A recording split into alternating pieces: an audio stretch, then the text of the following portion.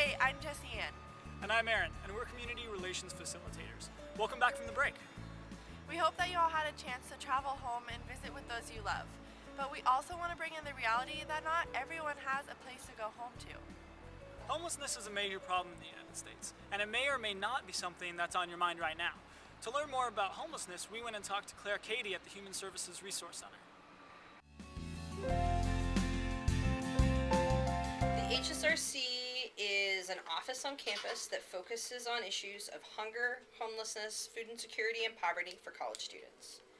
Our mission is to provide students with a little bit of assistance to help reduce the stress of what it means to be a student experiencing these issues so that they can get their degree.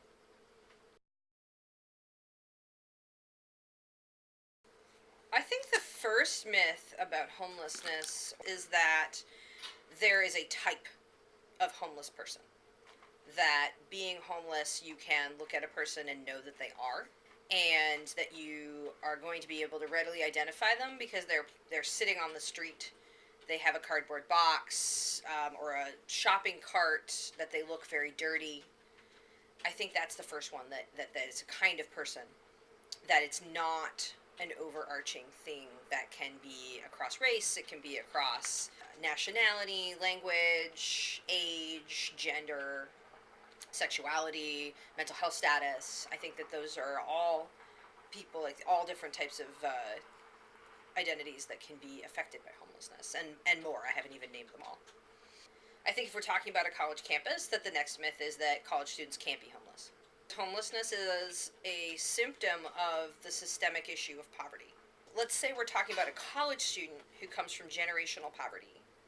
A college student from generational poverty, let's say they make it to college. First off, they're not likely to make it to college. If they do, their parents were very unlikely to have been to college. And it's very unlikely they have anyone in their family or any role models that can help them to understand what does it mean to be in college and how do I negotiate and navigate the college system. And I think those are things that people just assume are intuitive, but they're not. The idea of school is what they've learned about it, which is you go to school and you learn from a professor and then you're done. And not that school is a social activity, that school is about betterment of yourself beyond just memorizing things in a classroom, and that school is about finding connectivity and belonging in a community. And that's not something you learn if you didn't have people around you that would teach you that. The third, I think it's a myth that just working hard enough is going to get you out of homelessness. And poverty isn't about whether or not you work hard. Poverty is about the social capital you were born with. It's about the way the world treats people and the systems that are set up that allow people to either get ahead or not. It is also not just about access to money and resources, but it's about access to power, education, and social capital. There's another kind of poverty, or another way to describe poverty, which is situational poverty. And situational poverty is as a result of what we call a life shock. A life shock could be, for example, I lost my job and I can't pay my rent.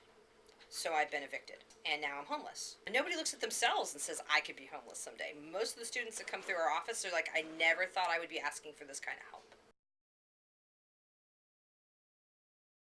So the first and easiest way is to volunteer at our food pantry.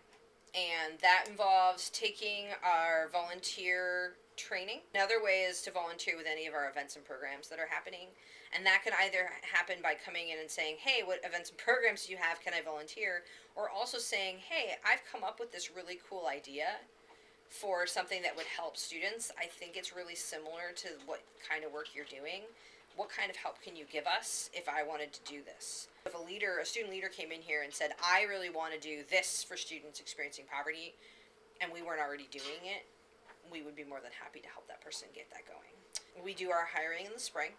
So if someone wanted to work with us, they can keep their eye on Beaver JobsNet in spring term. Finally, we have a board, and that involves things like creating and setting our budget, being a part of our strategic planning, so deciding what do we want to do for students in the future, and then also implementing new programs. The best way to find out how can I get involved if they don't want to be specifically involved with the HSRC is to get them to go down to SNO 149 and talk to the folks at the Center for Civic Engagement.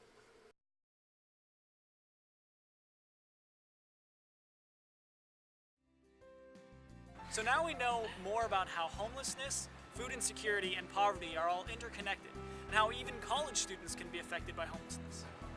I hope you learned some ways that you can get involved with issues like homelessness.